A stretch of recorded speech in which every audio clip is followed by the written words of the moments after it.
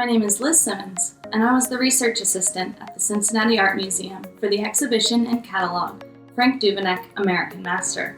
Frank Duveneck was an artist born in 1848 in Covington, Kentucky, near Cincinnati. When he was a young student studying art in Germany, Frank and his friends would dress up funny for costume parties, or to model in the studio for each other. That's why I've got some props today, to encourage you to play dress up. As part of his training, Frank visited art museums and was inspired by old master portraits from the 1600s, showing people in old-fashioned outfits, like these Dutch paintings of folks with big hats and frilly collars. Jump ahead 200 years to Frank painting portraits of models and dressing up in costumes. The outfits in some of his paintings look old to us, and they did to Frank too. These types of clothes were not what people wore in Frank's day, and are almost 400 years old to us now. Many other artists in Frank's social and artistic circles made portraits of models in costumes too. They thought it was both fun and useful to work alongside one another, comparing notes. For instance, Frank painted the same figure shown here in a drawing by his future wife, the artist Elizabeth Booth. Elizabeth depicted an older gentleman with a small goatee wearing a ruff or a fancy white collar that sticks straight out. Frank and his friends saw ruffs in old Dutch paintings and thought they were fun to paint. They could show off their skill at mimicking the fussy accessory, often made up of lacy holes or gauzy material that could be tricky to paint. Frank didn't worry about getting every little detail down though. He quickly painted this ruff with thick, straight brushstrokes and added a jab of paint to highlight the end of each pleat of fabric.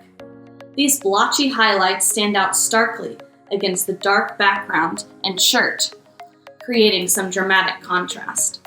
Frank often asked his friends to wear costume pieces and pose for him, rather than asking paying customers to do so, since they wanted more formal portraits. Dressing up silly and striking fun poses were good activities for folks who could laugh with. Frank and his friends also created caricatures of each other making funny faces or exaggerating certain features or clothing. Here, Frank drew fellow artist John Twatman in just a few lines, but look how big his mustache is. Then Frank embellished the length of John's neck and squashed his hat to be very thin.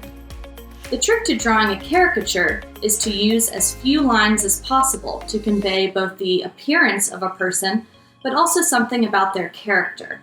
Frank caricatured himself too.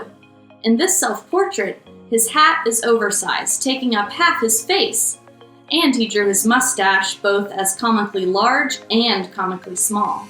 I think it's safe to say Frank and his friends could take a joke. They would sit in a restaurant or in their art studios and take turns making caricature sketches of each other, passing them around for a group laugh or hanging them up for a temporary display. The art of caricature also includes the ability to show amplified facial expressions.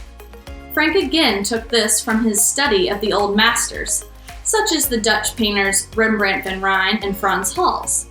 Here, Frank's model isn't just smiling, but laughing.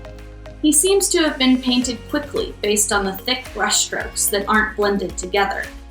It creates an almost blurred effect, as if the boy is laughing before our eyes, moving a little bit, and Frank captured him in action. Maybe you could practice making caricatures or costume portraits at home, either with a mirror to do a self-portrait, or with a family member using old clothes or toys as props. You can have your model exaggerate their expression, like raising your chin to seem haughty, like this cavalier, or furrowing your brow and pursing your lips to scowl, like in Frank's self-portrait, or laughing as hard as you can, like this boy. I hope you have fun playing around with costumes and expression, just like Frank Duveneck.